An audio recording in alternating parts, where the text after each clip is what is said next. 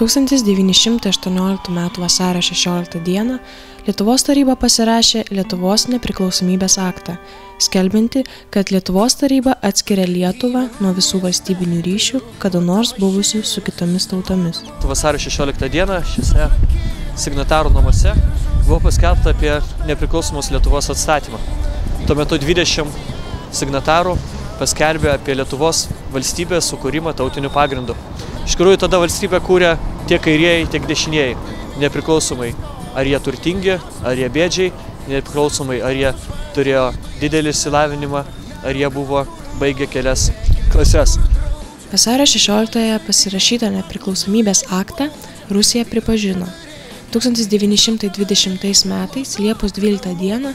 pasirašydamas su atkurta Lietuva taikos sutartį. Deja, taika truko tik iki 1940 metų. Prasidėjus Vokietijos ir Tarybų sąjungos karui, nepriklausomybės akto signatarų laukia liūdnas likimas. Vieni iš jų nužudyti, kiti ištremti į lagerius.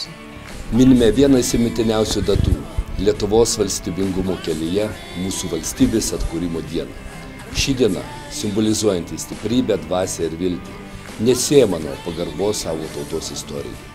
Vasario 16 aktu buvo paskelbta, kad Lietuvos taryba atskiria Lietuvą nuo visų valstybinių ryšių, kada nors buvusių su kitomis tautomis. Tai buvo pirmas žingsnis nepriklausomybės link. Bet koks lietuvių politinės savimonės pasireiškimas grėsė sovietinės imperijos stabilumui ir griežčiausiomis priemonėmis buvo slopinamas. Pirmą kartą vasario 16 buvo oficialiai paminėta 1989 metais Mokslo akademijoje vykusiame posėdyje. Vasario 16 yra didelė šventė mūsų valstybei ir aš tikrai linkiu, kad kiekvienas iš mūsų džiaugtumėmės ją, švęstumėm ją ir prisiminę tai, kas buvo padaryta tada, 1918 metais, susitelktumėm ir šiandieną, kad sukurtumėm gražesnę Lietuvą.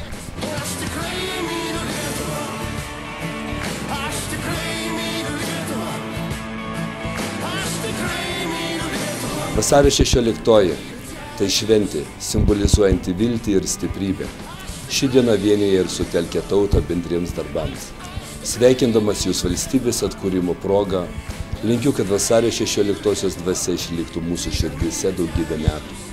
Tikiu, kad mažos valstybės, išdidus nepriklausomybės jausmas bus perduodamas iš kartos į kartą.